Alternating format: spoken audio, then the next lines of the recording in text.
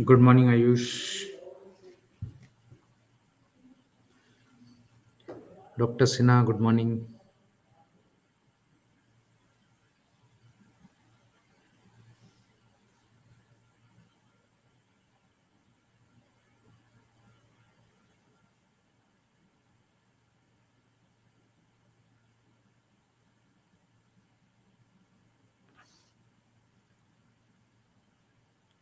Slow start this morning, I guess.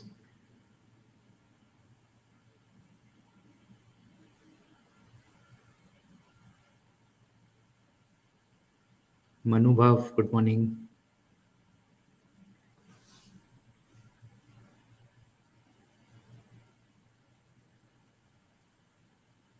Good morning, Sumant. All around, good morning. Vipul, good morning. Sachin, good morning. We'll wait for a couple of minutes.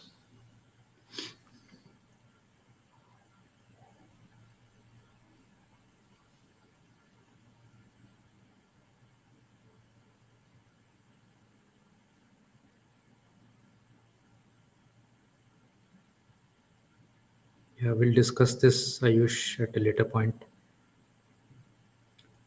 So once the discussion is over and Q&A is open, then we'll discuss all queries.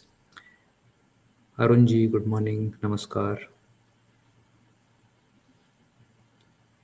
All around says it is raining. Yeah, it's been raining cats and dogs here in Gurgaon. Last couple of days have been good. I hope everybody is safe and the rain has not disrupted your lives. GNX says it's my birthday, so let's wish GNX a very happy birthday. Happy Teachers Day. Same to you. We all learn from each other.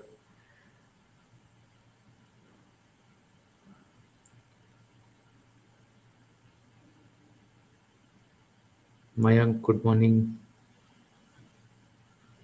We'll take the queries in the second half of the session.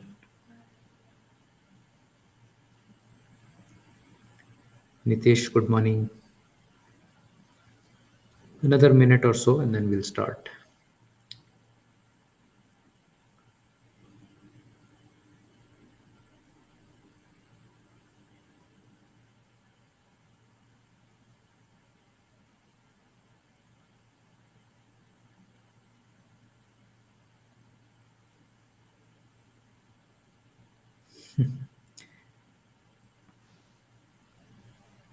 Okay, maybe we'll start in 20 seconds.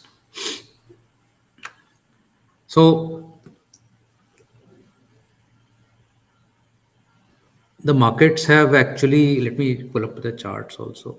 Good morning, Shashank.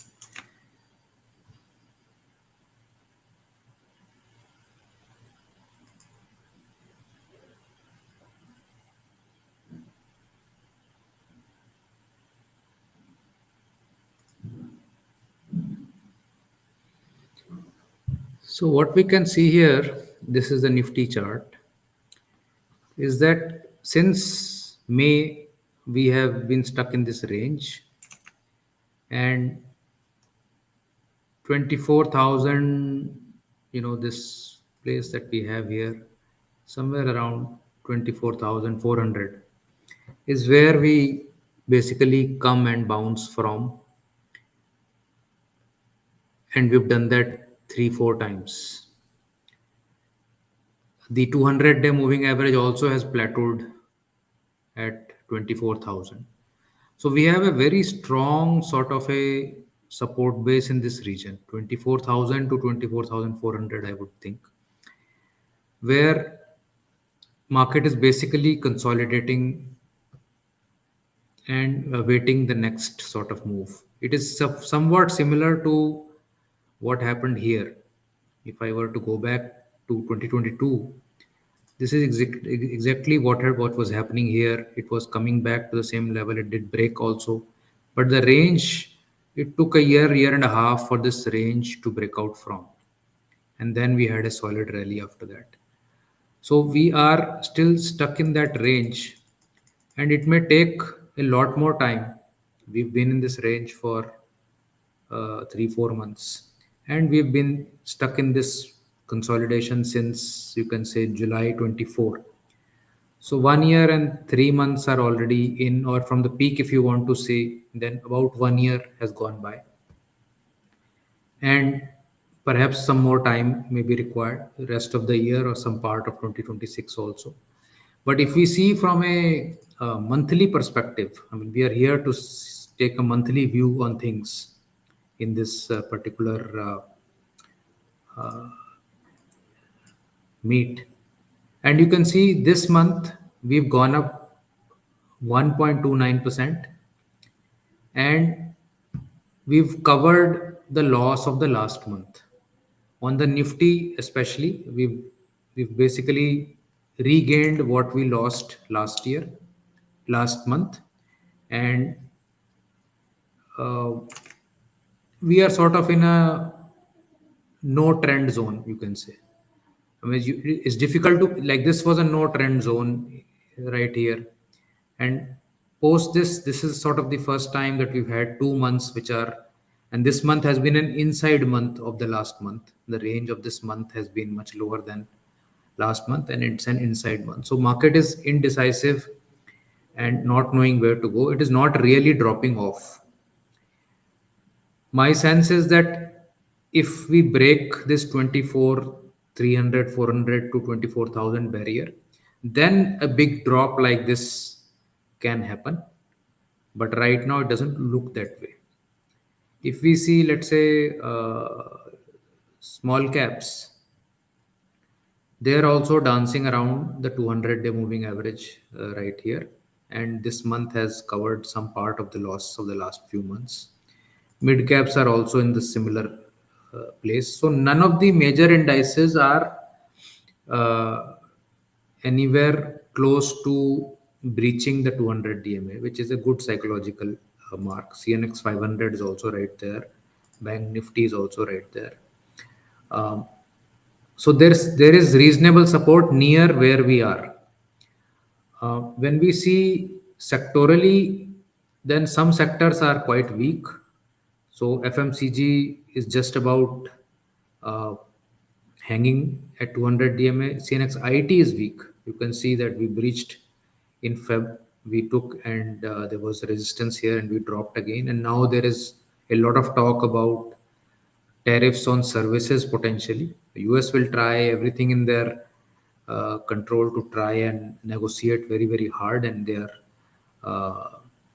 basically, whether it's going to come true or not is nobody's guess, but certainly they are threatening to include IT in the tariff business, and that I think can really cause some weakness here. Real estate also has been weak; it has not been able to regain the 200 DMA.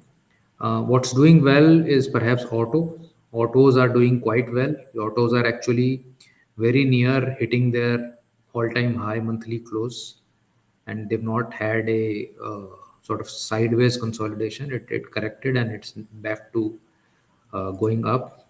Capital market also, although the history is very small, but this is also very near its all-time highs. Pharma, it has gone sort of flattish here near the 200 DMA.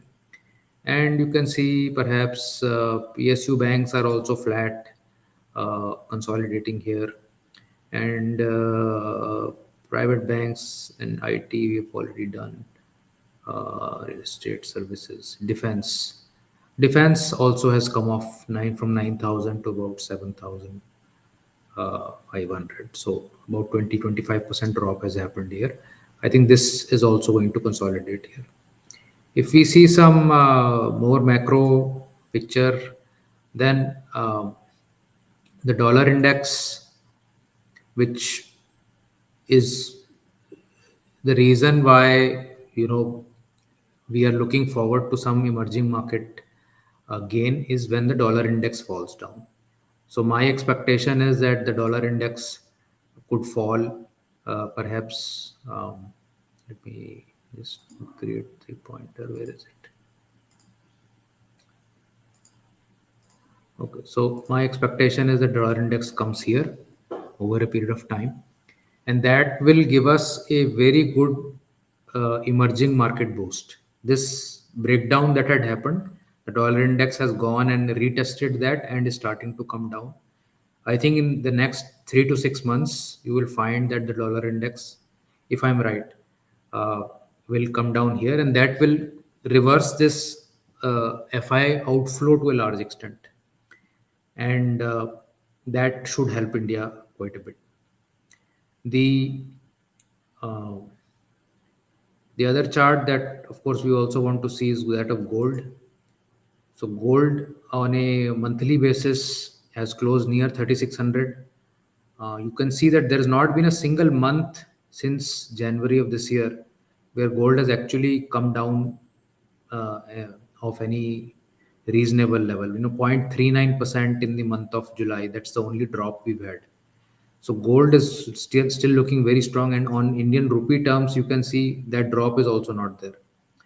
So it's just been going very, very strong. And October 2022, which was less than 3 years back, we were at 4600, and now we are at 10,700. So a humongous rally has come in gold, and it is currently showing no signs of stopping. So at every point, it may seem that we've gone up too much, but if we were to, let's say, go back and see the last 30, 40 years, then this current rally is nothing compared to the rallies that have happened in the past.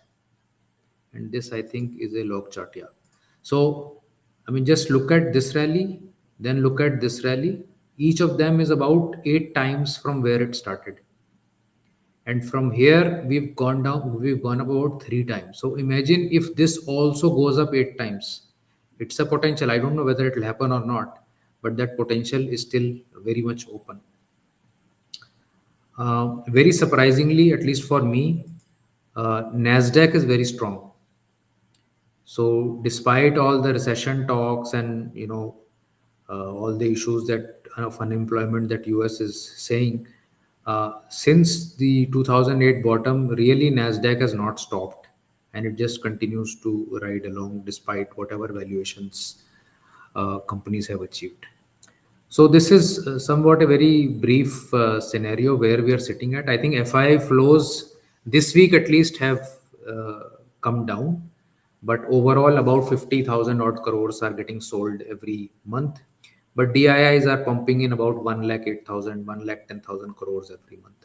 So that is also well countered. I think this consolidation phase goes on, and if there is a US recession, then perhaps we may start to come off along with it for some time.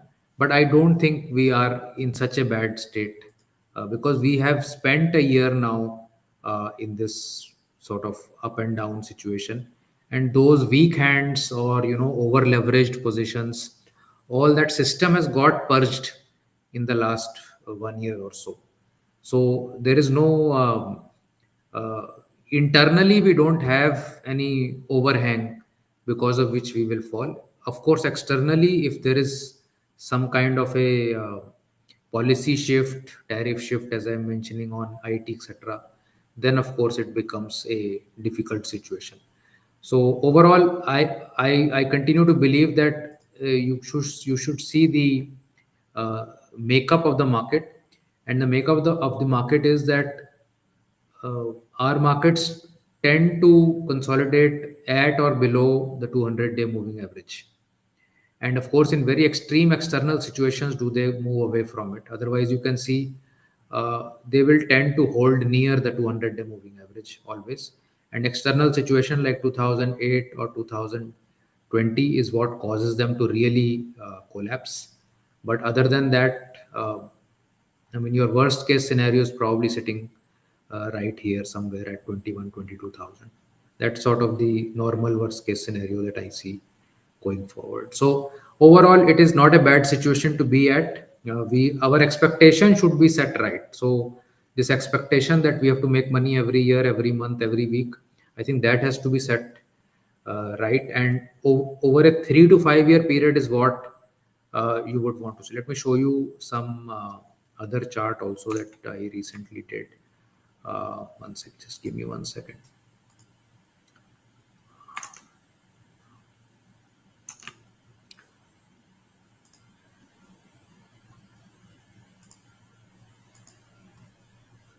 So this chart is also there in the good bad weekly review. Let me also share it here.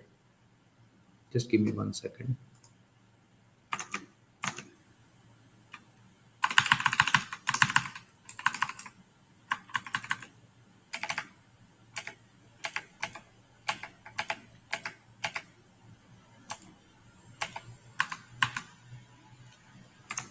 Yeah, can you see my screen yet?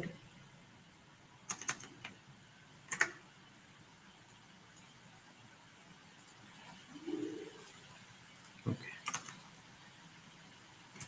So in this chart, basically you can see the all the major indices, and this is of course the one weekly review. But if you look at 1 year view, then you can see Nifty is down 1.6%, Nifty next 50 is down 11%, small caps are down 8.6%, 3.9% on Nifty 500, 3.6% on Nifty mid cap. And this is not a very pretty picture. But as soon as you go to, let's say, 3 years, 3 years uh, annualized CAGR returns are 11.8% on Nifty, which is the long term average actually. On small caps, it is 21.49%, which is about 20 to 30% higher than long term average. Mid caps also 20 to 30% higher than long term average. If we see 5 year period, this goes to 28% small cap to 50, 26.8%. This is almost, you can say, 80 to 100% higher than long term average. So over a longer span, there will be short but very big bursts in the market of returns, and then there will be years of some pain and some years of consolidation. So there are three different phases of the market: strong markets, weak markets, and consolidation markets. We probably are in the consolidation market phase, and all put together is what is the returns that you would want to get over a 5 year, 3, 5, 3, 5, 7 year period, and so on and so forth. So that's where we are. We are coming out of a very heady 3 to 5 year period, and hence significant consolidation can happen here. uh, and then perhaps we'll have one very big bout of a couple of years of returns, and then again perhaps. So that has been the nature of the market since forever, and investor expectations actually have to be aligned along with this. uh, so the uh, the thought that market is not doing well, or some emails that I get that I didn't make money this year. So this expectation should be that you are in the market. The markets are a 3, 5, 7 year type of a game, and you need to witness the whole cycle to really make a good average returns out of these years. So I'll end my presentation here. There's more value in answering your queries. So I'll just take whatever queries I can see. Nikhil says, which tool is this? So this is called Data Wrapper, and the team has the data and they use the tool Data Wrapper for this. Let me see if I have questions from before. I'll, okay, Ayush has another question. A stock with no momentum can start fresh momentum and rise, and a stock with strong momentum can fade and fall. Don't you think it's a probability play completely as nothing is certain? Yes, I agree with you that we are basically playing with probabilities, and you really don't know which stock is going to do what. So that's why I'm saying that you are not betting on a stock, you are betting on a group of stocks with a some criteria or filters where there is a probability that this group is likely to do well. Some of them will do really well, some of them will do poorly, some of them will do averagely. So uh, you always need to think on a portfolio basis. Single stock basis becomes very very concentrated, and you rightly mentioned there is nothing certain about any stock how it's going to perform. uh, Mayank says, is it a good time to continue investing in FANG stocks or has too much money moved in them? So, certainly, FANG stocks are not anything new. Significant amount of monies have gone into them. Can more go into them? That is the question.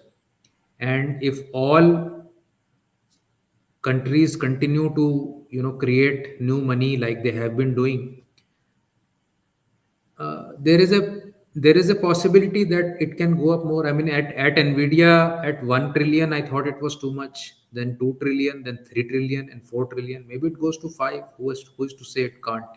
So exactly the point why we have a rule-based investing system, because there is no way to judge things or judge valuations anymore, because the base money availability is so much. Everything is basically dependent upon how much money is floating in the system. Like right now, they are saying even if 1% of US Treasury money moves into gold, for instance, gold will cross $5,000 tomorrow. If 1% of US Treasury goes there, what happens if 5% money goes there?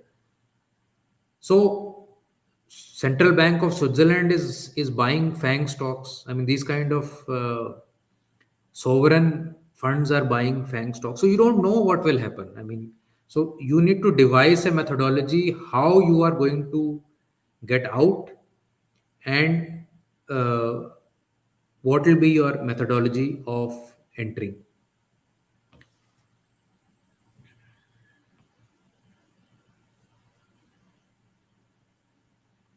Okay, Nitesh says every mutual fund scheme we can see AUM. Can I ask about how much AUM of small case as a whole and has growth? How growth small case has been seen in past years? I think AUM of small case also is not a disclosed figure. Uh, there are some numbers floating around that small case has about 7 million customers, of which perhaps I don't know, half may be active, and each of them perhaps has an average of 8 to 10 lakhs of portfolio. This is my guess. I mean, nobody's presented me with any numbers. So I am guessing somewhere near 30-40,000 crores probably is AUM of small case as a whole. That's my guess. Um, but numbers could be different. Yeah. So it says VIX is very low. Is it a good time to start building cash? So VIX has been very low for a significant period. Let's pull up the VIX chart on this note.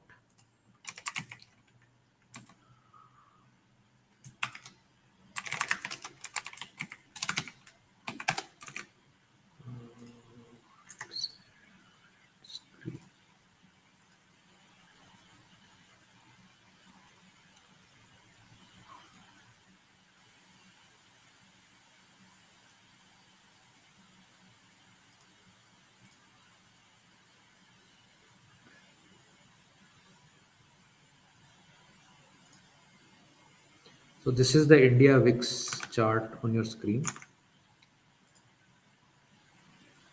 We are exactly where we were, let's say in 2023 July.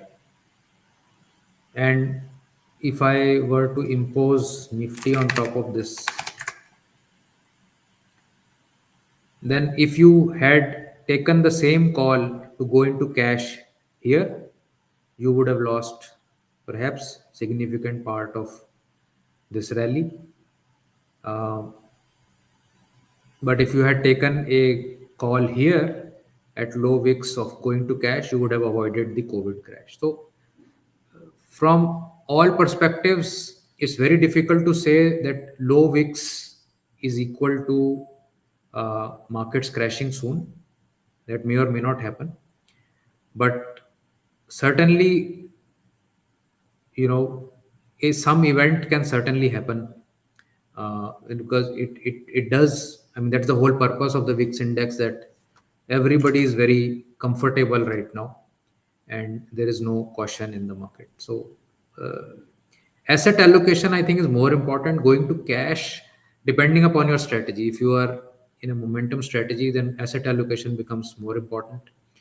So if you have been asset allocated, like a lot of people who are associated with us are, they have really done well in the last 1 year because of gold moving up 50% or so.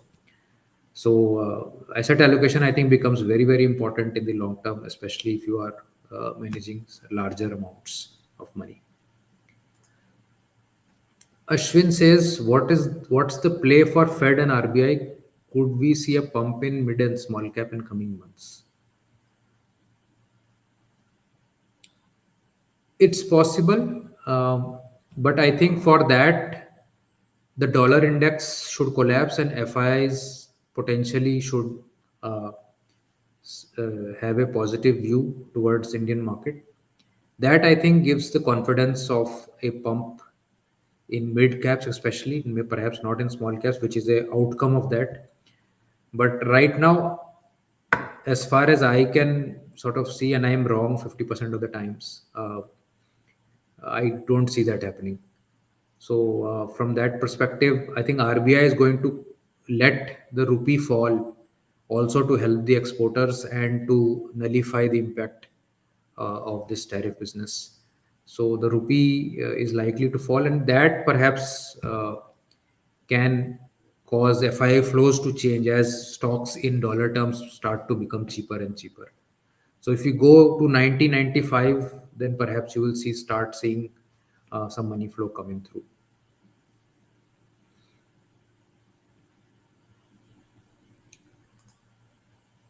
Rohit has another question. Refire video. Do you follow more recent works like that of Ravi Rastogi, where his latest stochastic calculator suggests 50.5x as FI corpus? I mean, you can put any number to it, 50, 60, 80, 100. In my view, it is very near nonsense, all of this. So, there is no number that is going to satisfy an anxious mind, and a satisfied mind and a simple lifestyle person will do very well without any number also. So it all depends upon who you are, what you're going to do. If you're going to be, wrecking your brain every day post retirement, whether my money will last or not, whether it should be this number or that number, it is pointless actually. So my view is that, uh, find you'll have to find your own sort of sweet spot, and nobody's calculator is going to give you that number. Sri Hari says, what's your view on historical returns of real estate versus equity markets? Am I right in my assumptions that I will buy a residential property in my later years with the returns? So my view has been very different from most people's view in the markets, and I get a lot of backlash for that. My view has been that real estate should be a integral part of your asset base. Whether you are living in it or whether you have a second property, that is another question. I consider the house that I buy to live in also as my asset. A lot of people say, no, no, you cannot consider that as an asset, you are living in it. Well, If push comes to shove, if I need the money, I'll sell it and move somewhere else. So it is an asset that is growing and I'm using it. So my view has been that returns is not the only thing when it comes to other asset classes when you're comparing with equity. Of course, equity market will beat in general returns of real estate, in general returns of gold. It may not beat crypto, but for all practical purposes, these are the three, four asset classes: debt, real estate, precious metals, equity. Equity markets usually will do the best. Within that framework, if you are a discretionary investor and you pick stocks yourself, I would think only 5 to 10% of such people will really beat the benchmarks on a long term basis. 90% people will not beat the benchmarks in their own discretionary investing. That has been my experience. I have been in the market for 30 years now. I've dealt with more than 10,000 customers as a broking company as well. People cannot control their behavior, and the outcome of that is that the returns outcome is very, very poor.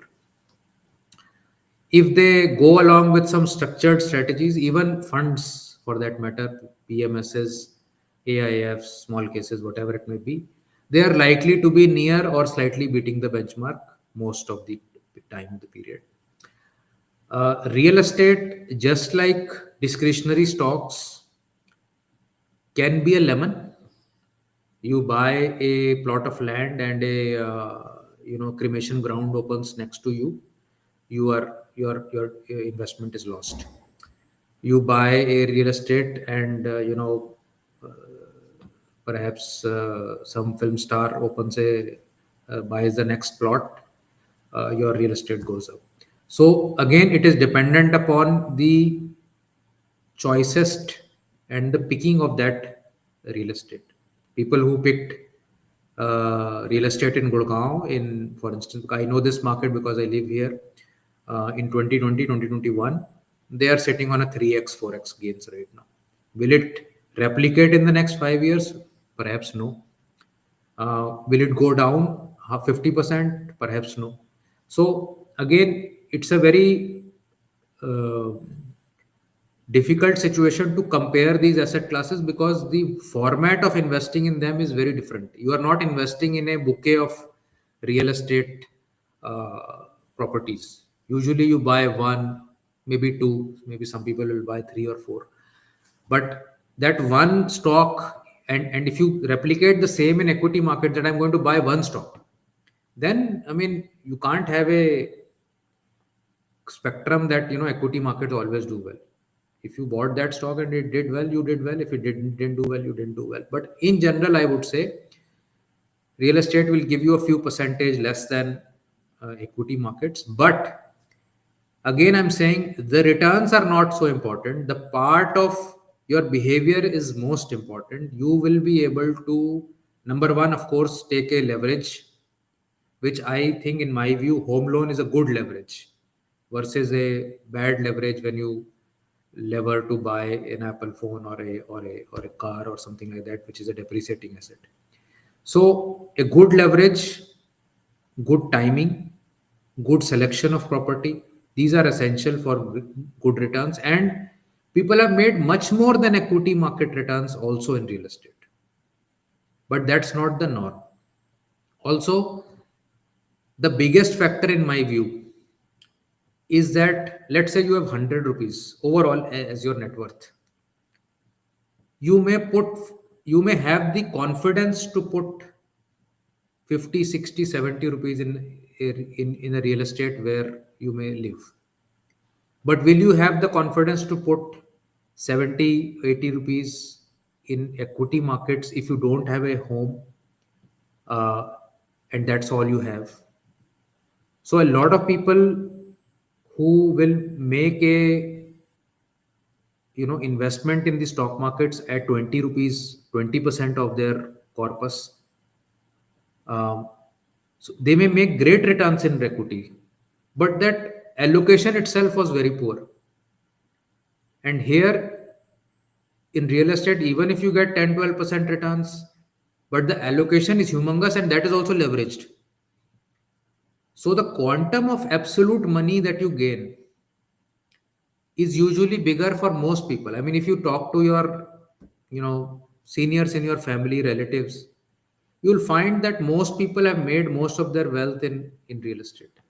Very few people you will find who will tell you that most of my wealth has come from stocks, because people don't give that kind of exposure to stocks. If you are able to do, if you, and that means that you should be able to withstand the stomach gut churning that happens in the markets, as you very well know, on larger capital.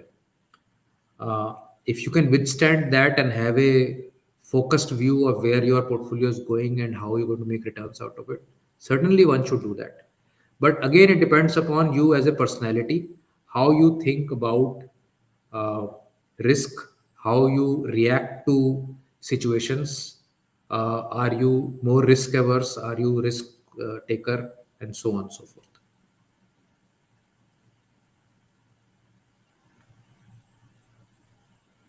I will not be taking any specific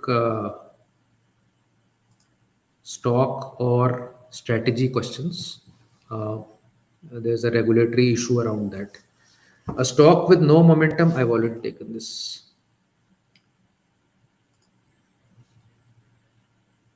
Increased money supply, both the equity and gold outperform relative to historic CAGR. When both are expensive, is it wise to move to fixed income? If yes, how to decide when to move to fixed income?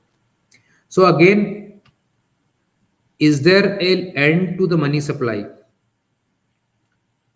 If there is unlimited money supply to come in the next decade, everything will move up. And what will be the classical response of the central banks? To increase the interest rates to try to cool down the market. And when you increase interest rates, fixed income goes down, the bonds go down. So it is going to be very, very this is a very difficult decade that we are going to live through, because inflation is not in control, unemployment is not in control, money supply is going out of control, and valuations are at the top. So how do you manage this basically? And interest rate has already globally also, hovering near 4.5 5% 30-year yield.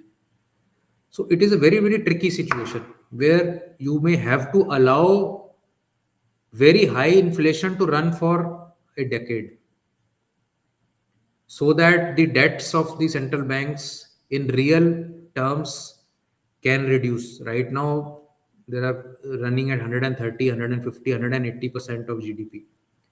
GDP is not increasing globally much because there is hardly any growth. I mean, people are getting old on average in the world. And how much can you increase productivity and consumption?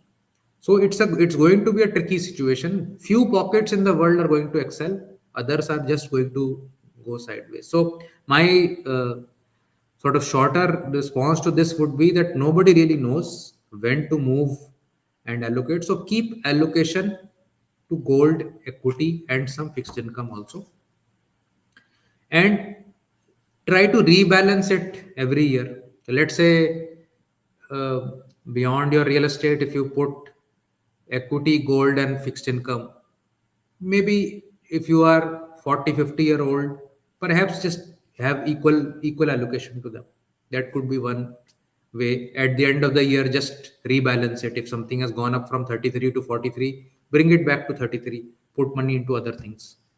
That's sort of the simpler way of doing it, because in my view, nobody can call the market. So if you can't call the market, might as well, let the averages take care of themselves, and and be present in every market. Some stock views are required. I will not be taking any stock views. No, no, no, no, no. Okay. So, on this context, Weekend Investing has partnered with a platform called Vested, uh, which is a US stock execution platform, just like Small Case, and a separate team takes care of that operation. And there's a research on one US product right now. There'll be more US products. So global markets at weekendinvesting.com is where you can connect uh, and take more details.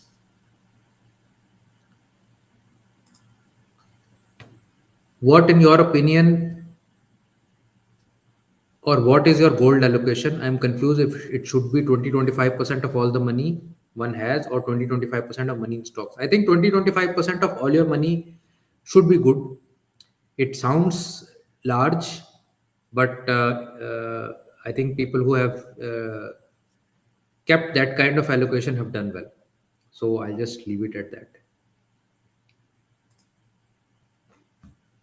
Prashant Pandit says, if Bhav Bhagwanche is to be trusted, then how to explain sudden rally or fall based on mere rumors or unconfirmed news? After a short while, the price comes back to where it was.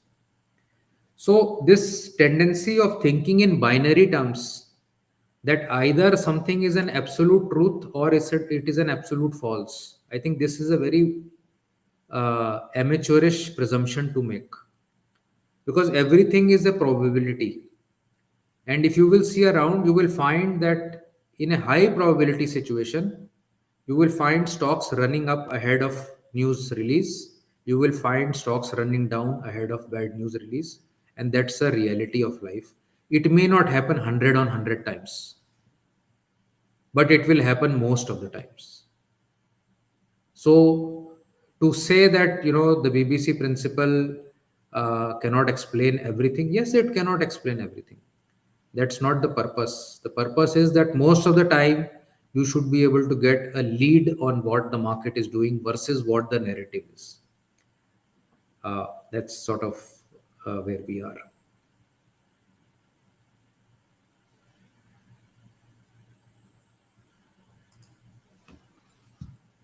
Given that so many new age or tech companies, Zomato, Paytm, Swiggy, Delivery, Urban Company are listing now, should there be a separate index for them? For sure.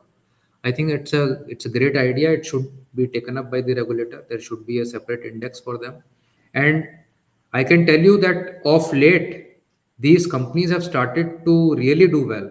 Zomato's eternal basically chart is looking good. ATM chart is looking good. Swiggy's chart is looking good. Delivery is good. Urban Company has not yet come. So several of these counters which had been thrashed in their early post IPO years, I think these are really, really doing very, very well. Okay, books recommendation. So I didn't get the name. So please also mention your names along with your handles so that one can address you with your name. But uh, recommending books and tools. So books, I think Wes Gray had written a very nice book. Gary Antonacci had written a very nice book. Uh, there was one more. I'm forgetting. I haven't read Momentum books for a long time. You can also read Mark Minervini books. They are not purely momentum, but he does a momentum mix with some fundamental filters. I think these are some of the good ones that you could use. Okay. Nitish says recently Reliance borrowed 50 billion Japanese yen from Japanese banks. What are the benefits they're getting by borrowing another currency which values lower than rupees? So it doesn't matter where the currency is. The question is, what is the dynamics of Indian rupee versus that currency? So this currently, I think, is a move towards de-dollarization, where not just our Reserve Bank is reducing its US Treasury holding, but companies are also choosing to raise or borrow money in non-dollar denominated uh, loans. Uh, Japan also has a major savings issue in Japan, that they Japanese are great savers, so they are not able to get growth. So Japanese banks are very keen to lend outside and at good rates. So I think India and Japan, uh, that collaboration and that partnership is going to see uh, a lot more activity going forward as India starts to re- reduce its dollar uh, sort of dominant situation. Dollar index is weak. If USD depreciates, would INR appreciate? This is also a mixed sort of narrative out there. A lot of folks say that if dollar depreciates hard, Indian rupee will go to 60, 70, whatever. I think India is also not in a situation where they can reduce their money supply, and by if we appreciate, yes, our import will benefit, but our exporters will get crushed. So, can we afford that? Is the situation. And perhaps we will try to do some regulation, just like RBI currently also tries to manage the INR. Even in the last 6 to 8 months, you would have seen that US has depreciated versus the euro versus the GBP, and we have also depreciated versus them. Euro was 93 to rupees to a euro. We are now at 103. GBP was 110. We are now nearing 120. So actually speaking, dollar depreciated and we also depreciated. So we are sort of keeping our peg with the US dollar. Uh, so I'm not so sure if US dollar depreciates hard, whether we will appreciate versus the dollar or not. Uh, Gold and silver certainly will be inversely correlated to the US dollar moves, regardless of where INR goes. So, if US dollar depreciates hard, gold is going to go up. There is no doubt about that. Gold and silver. In INR terms, if INR remains pegged or nearly pegged to the dollar with minor variations, then obviously in INR terms also we will do very, very well. Is it sensible to continue deploy to gold and not worry about exchange rate? I think it depends upon your allocation. If you have reached your allocation limit, you need not do so. If you have not allocated, I think it's a great time to start some SIPs. What I am doing is that uh, I've created a SIP for myself, and this is not new. This is since the last 4 or 5 years, and I've been buying physical gold and SGBs uh, and this ETFs since a long time. I mean, me and gold go back to about 25 years. So, but recently, what I've been doing is that I've been buying physical gold, and I basically do a SIP. So every month, a certain amount I set aside, and that goes into that kind of a SIP. Um, and this is basically branded 9999 bars that I'm able to source from MMTC, etc. And that's the sort of situation that keeps me, worry free from what quality of bar. Like in today's just this morning, I was talking to a jeweler friend, and he's saying there's a lot of physical gold that is moving in the market, which is called 999 purity, but is actually 98%. So those kind of things have started happening in the gold market. So you really want to be very sure about the purity of gold that you want to buy. Sorry, I digressed from the question. US bond yields are at an all-time high. Does this happen before market usually gives in and crash? Yes, I mean these are signs. While the bond yields have been at nearly 5% since a while, unemployment rate as it crosses 4.5%. If you see the last 30 years, every time it has done that, that is a year of recession for US. So it came in 2000, 2008, 2020, and we are again there. So there is a very good chance that a recession year is around the corner, and frantic rate cuts are planned, but the US yield is not giving up. That means that the Fed is perhaps beginning to lose control over the bond market. That's a whole huge subject, but if that happens, then all hell will break loose. Because till the time the government or the Fed is able to direct the interest rates basis their choice, till then the market is in your control. But as soon as you say that, I want to cut rates, but the bond yields actually go up, it means that you are losing control over the market. The bond market players are taking over the control. Nikhil says, we have discussed gold. What is your view on silver given the rally? I think what happens is that in every bull run of gold, let's pull up this chart and that will be interesting. So let's look at silver, uh, and let's look at gold.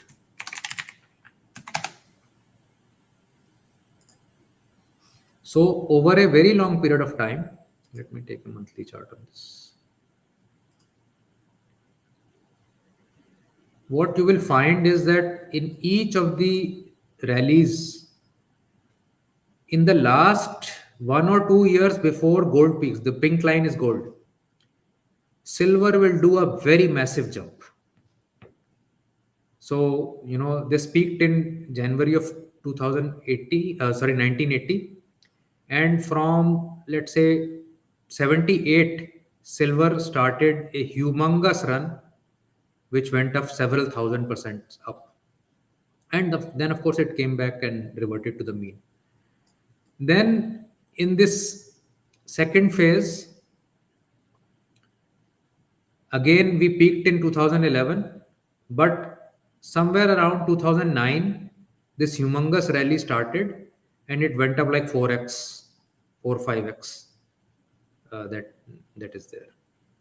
So I think there will come a time very soon where right now they are pretty much in unison for the last few years. If we see from COVID, gold and silver are in unison. Perhaps 1 year or so before gold peaks, you will find silver going up dramatically up.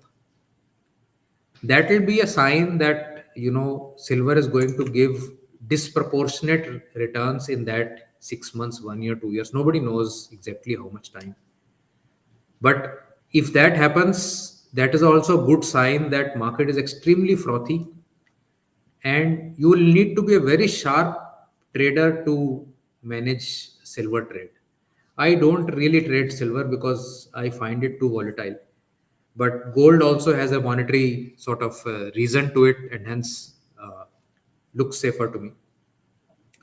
But silver, I think in the next few years, I don't know when, is going to go up like a rocket. That is my guess. So that's sort of my view. I could be completely wrong on this. Vidisha says, is it a good time to increase gold allocation or wait for a flat formation? I would suggest you start sipping into gold. And if you get an opportunity, let's say gold drops 10-15% due to some uh, event, there you can sort of put in a significant larger amount. But don't wait to start. If you are not allocated, don't wait to start. If you are poorly allocated, keep chipping away at it each month, each week, whichever way you feel like. Saurabh says, I have 90% equity and 10% fixed income. Is it wise to start allocating to gold at these prices? Age is 35 years. Yes, please do so. In my view, I mean, this is not financial advice to you because I can't give you financial advice as per my license. But in general, I'm saying at any age, if you are not allocated to gold, you should start allocating. Make a 2-3 year plan of gradually sipping into it and creating your allocation. See, gold is not going to roll over and die anytime soon. Unless we will come to a point where this fiat currency system is changed, and that will not happen perhaps without a world war. So I think till then we will continue to print money at faster and faster pace until perhaps we hit some hyperinflation point. So it is always good to start somewhere, and like yesterday was the best day to start, and if we missed yesterday, uh, we should start today. Sandeep says you are bullish gold. Yeah, I'm actually biased, so don't take my uh, opinion without a sack of salt. Uh, Silver, I've already talked about it. It has performed reasonably well recently with gold, at least now. And it will certainly, in my view, outperform gold for short period. And then it will collapse like nobody's business. So be ready for that also if you're playing silver. Uh,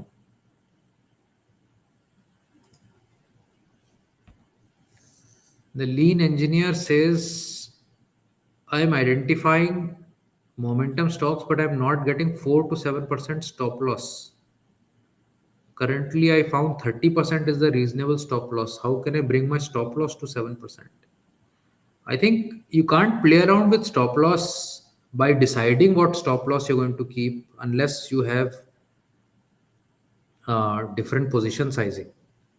So if your strategy is saying that you must give enough uh, bandwidth or space to your stocks so that they move around 30%, then you reduce your position sizing for each stock and allow them 30% space, or you bring your stop loss to 7% and go more concentrated betting on that.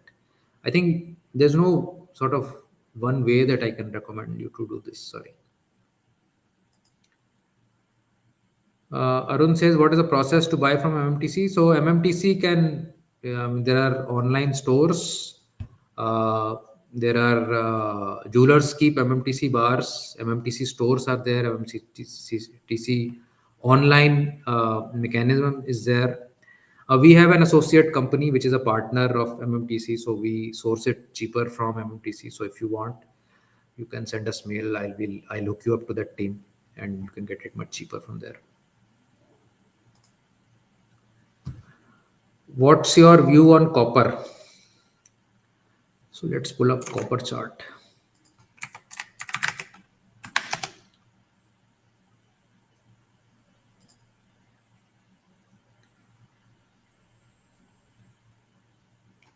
So I think copper is, although it is the chart is making new highs and new lows, new higher lows.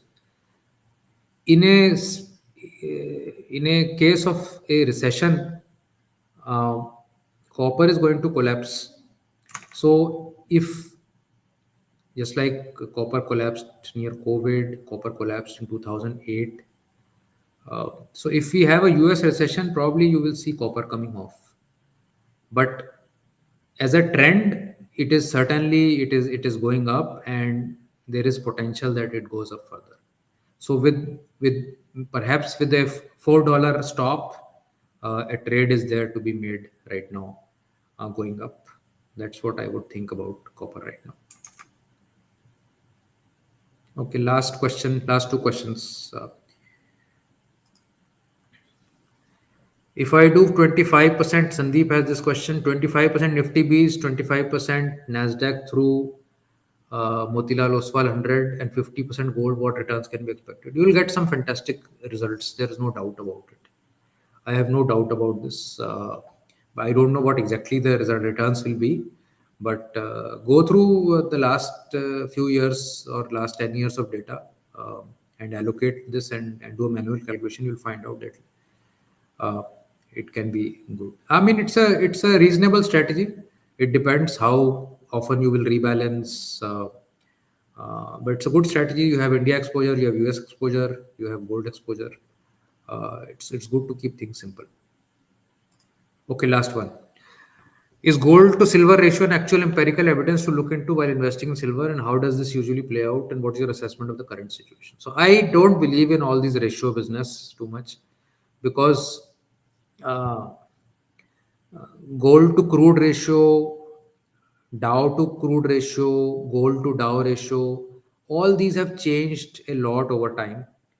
Uh, but if gold to silver ratio, the long term average is to be seen, then silver has to go up a lot.